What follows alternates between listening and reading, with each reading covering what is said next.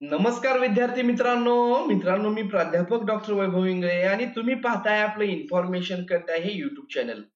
मित्रांनो LLB 3 year institute level cap round जी extend झाली होती त्याची आज मेरिट लिस्ट लागणार होती आणि जी की आता लागलेली आहे.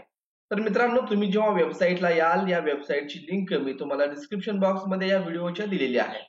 तर extended institutional level round merit list has been published. Please read notice 4 and 5 carefully असं आलेलं आहे. आणि ही मेरिट लिस्ट कशी चेक करायची हे तुम्हाला माहिती नसेल तर परत एकदा मी सांगतोय. तुम्हाला पीसी किंवा लॅपटॉप वरती या check institute level merit list वरती क्लिक करायचंय आणि इथं पहा merit list extended institute level round यावरती तुम्हाला क्लिक करायचंय आणि या ठिकाणी तुम्ही जे कॉलेज ऑप्शन दिलेले आहेत ते कॉलेज कोणत्या युनिव्हर्सिटी मध्ये आहे ते तुम्हाला इथे चेक करून घ्यायचंय, ते क्लिक करायचंय. इथं तुम्ही युनिव्हर्सिटी सिलेक्ट करा, त्यानंतर त्या युनिव्हर्सिटी मध्ये असलेल्या कॉलेजची लिस्ट या ठिकाणी ओपन होईल आणि त्यानंतर ते कॉलेज सिलेक्ट करून तुम्हाला शो मेरिट लिस्ट या पर्यायावरती क्लिक करायचंय. तर त्या कॉलेजमध्ये इथं विद्यार्थ्यांचा मेरिट नंबर आहे, इथे त्यांचे मार्क्स आहेत आणि या ठिकाणी ऍप्लिकेशन आयडी, त्याचं नाव वगैरे सर्व माहिती दिलेली आहे.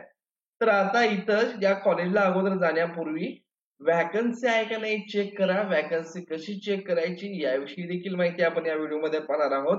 बऱ्याचशा कॉलेजला व्हॅकन्सी ही नाहीये. ईडब्ल्यूएस व्हॅकन्सी असेल तर त्या ठिकाणी तुम्ही जाऊ नका. तुम्ही जर ईडब्ल्यूएस चे कॅन्डिडेट असाल तरच त्या कॉलेजला जावा. परंतु इतर कुठल्या कॅटेगरीची जागा असतील किंवा ओपन कॅटेगरीची असेल किंवा एनआरआय ची असेल अदर दॅन महाराष्ट्र स्टेटची असेल तरी तुम्ही त्या ठिकाणी ऍडमिशन साठी जाऊ शकता. फक्त ईडब्ल्यूएस च्या सीट या दुसऱ्या कॅटेगरीला कन्वर्ट होणार नाहीयेत. बाकी सर्व सीट इंटरसे मेरिट पद्धतीनुसार एक दुसऱ्या कॅटेगरीला जर त्या कॅटेगरीचा विद्यार्थी नाही आला तर अल्टरनेट होऊ शकतात. तर तुम्हाला त्यासाठी काय करायचंय की अगोदर आपला मेरिट नंबर तुम्ही जेवढे कॉलेज ऑप्शन दिलेले आहेत ते सर्व कॉलेज ऑप्शनची अशा प्रकारे जर दुसरा आणखीन कॉलेज दिलं असेल तर त्या ठिकाणी तुम्ही देखील असं चेक करू शकता. त्या कॉलेजची वेगळी आणि सेपरेट लिस्ट असणार आहे. तर त्या कॉलेजमध्ये तुमचा नंबर किती रँकला आहे, इथं रँक आहे ते मेरिट नंबर आहे तो चेक करा. आणि ज्या कॉलेजमध्ये तुमची जितकी वरची रँक असेल म्हणजे 1 नंबर 2 नंबर 3 नंबर असा तुमचा मेरिट नंबर असेल तर त्या कॉलेजमध्ये तुम्हाला जायचं आहे. पण जाण्या अगोदर काय करा की या ठिकाणी करंट वॅकन्सी रिपोर्ट यावरती क्लिक करून त्या कॉलेजमध्ये जागा आहेत की नाही हे एकदा तुम्हाला चेक करायचंय. त्यासाठी परत एकदा युनिव्हर्सिटी सिलेक्ट करायची.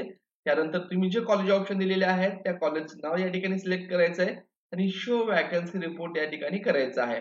आता हे जर कॉलेज तुम्ही पाहिलात या कॉलेजला विद्यार्थ्यांनी ऑप्शन दिलेले आहेत जे की द्यायला नको होते. कारण इतर सर्वत्र ठिकाणी 0-0 जागा आहेत. तर या कॉलेजमध्ये तुम्ही जरी तुमचा फर्स्ट रँक असला तरी जागा शिल्लक नाहीयेत. त्यामुळे तुम्हाला या कॉलेजमध्ये ऍडमिशन भेटू शकत नाही.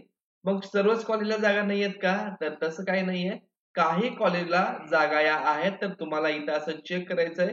तर या कॉलेजला पहा इथं other than Maharashtra state NRI 2 आणि ईडब्ल्यूएस ची एक जागा आहे.